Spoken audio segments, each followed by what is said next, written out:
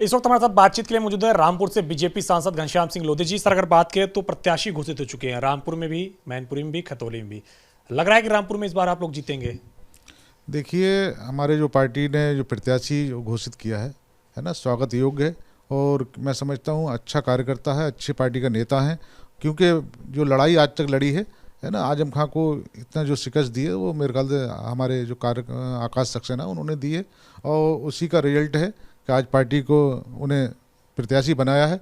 तो मैं समझ अच्छे प्रत्याशी हैं और रामपुर की स्थिति ऐसी रही है कि वहाँ का उपचुनाव में भी हिंदू मुस्लिम सब साथ आया था और इस बार भी हिंदू मुस्लिम मिलकर चुनाव लड़ेंगे और भारतीय जनता पार्टी के हाथों को मजबूत करेंगे। चूंकि अगर रेशियो देखें तो 70% मुस्लिम मतदाता हैं और इसके अलावा 30% अगर बात करें तो हिंदू मतदाता हैं। और ऐसे में बीजेपी ने जिसको उम्मीदवार बनाया वो पहले भी आजम के खिलाफ या उनके परिवार के खिलाफ चुनाव लड़ चुके हैं। तो ऐसे में उम्मीद है कि इस बार चुनाव जीत लेंगे। नहीं, देखिए, अब पहले उपचुनाव हुआ था लोकसभा, उसमें भी हिंदू मुसलमानों सबने वोट दिया था और हमें उम्मीद है इस उपचुनाव होने जा रहा है, 5 तारीख को वोट पड़ेंगे, तो इसमें भी हिंदू मुसलमान सभी मिलकर भारतीय जनता पार्टी को वोट करेंगे और यहाँ से कमल खिलाने का काम करेंगे। क्योंकि हमारी जो पार्टी है सबको साथ लेके चल रही है, चाहे हमारे कोई हमारा काम हो या दूसरे हमारे नेता हैं वो काम कर रहे हैं, किसी के साथ कोई मतभेद नहीं करते, सबको साथ लेके चलने का काम करते हैं। और हमारी पार्टी का नारा है कि सबका साथ सबका विकास, और हमारे माननीय मोदी जी, माननीय योगी जी है ना, उनका सबको सहयोग दे रहे हैं और जो भी नीति है किसी में मतभेद नहीं।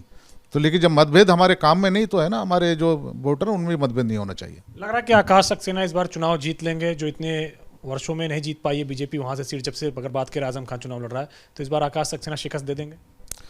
देखिए, हाँ, ये तो है कि हम भाजपा वहाँ से चुनाव नहीं जीती है, लेकिन अब की बार भाजपा वहाँ से चुनाव जीतेगी। क्योंकि वहाँ पर समीकरण पहले ऐसे रहे कि आंकड़ा इतना कठिन है कि 2 हिस्से में मुस्लिम मतदाता है और 1 हिस्से में हिंदू मतदाता है। लेकिन जब हिंदू मुस्लिम मिलकर ही वहाँ मतदान कर रहा है भाजपा के पक्ष में, तो हम समझता हूँ कोई कठिन नहीं है। सर, एक सवाल और है। आजम खान ने आज बैठक बुलाई है तमाम सारे लोगों की। आज वो निर्णय लेंगे कि आखिर किसको चुनाव लड़वाया जाए रामपुर से। आपको लगता है कि अपनी पत्नी को ही टिकट देंगे या फिर बाहर किसी और को टिकट देंगे, जैसे कि उन्होंने लोकसभा चुनाव में किया था कि अपने करीबी सहयोगी को दिया था टिकट?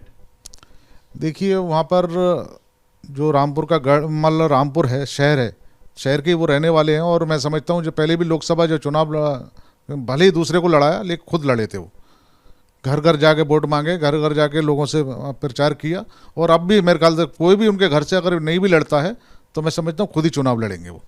तो ऐसी स्थिति में हमें नहीं देखना कि कौन चुनाव लड़ेगा कौन नहीं लड़ेगा, लेकिन हमें तो ये देखना है सापा हमारे सामने चुनाव लड़ रही है और हम भाजपा के कार्यकर्ता हैं।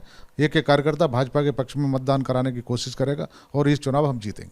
क्योंकि आप सर जीत कर आए हैं लोकसभा का उपचुनाव, अब विधानसभा का उपचुनाव है, जिम्मेदारी आपके पास बड़ी है। बीजेपी को जिताने के लिए किस तरीके से आप लोग वहाँ पर रणनीति बनाएंगे? नहीं, रणनीति हमारे कार्यकर्ता हैं और कार्यकर्ता काम कर रहे हैं और हम तुम्हें बताया नहीं, हम सबको साथ लेके काम कर रहे हैं। आज की तारीख में कोई हिंदू नहीं, कोई मुस्लिम नहीं, कोई सिख नहीं, कोई ईसाई नहीं, सबको हमारी पार्टी साथ लेके चल रही है। और हमारे जो कार्यकर्ता हैं और जो हमारी पार्टी के जो वोटर्स हैं है ना, और जो दूसरे दलों के वोटर्स हैं वो भी हमारे साथ पहले भी जुड़े थे और अब भी जोड़ने को तैयार। शुक्रिया से बातचीत करने के लिए। रामपुर से सांसद जिनका कहना है कि जिस तरीके से आजम परिवार पहले भी चुनाव लड़ा है और पहले भी जिस तरीके से लोकसभा के उपचुनाव की बात करें तो उनको शिकस्त दी गई है, तो इस बार भी विधानसभा चुनाव में कमल खिलाने का काम करेंगे। अगर नतीजे आएंगे 8 दिसंबर को, देखना होगा कि क्या वाकई में रामपुर विधानसभा सीट पर कमल खिलता है या फिर पहले के तरीके जिस तरीके से समाजवादी पार्टी लगातार वो सीट जीतते आई है एक बार फिर से उसी खाते में जाती है। कैप्टन सुनील कुमार के साथ अविनाश तिवारी, एबीपी गंगा, दिल्ली।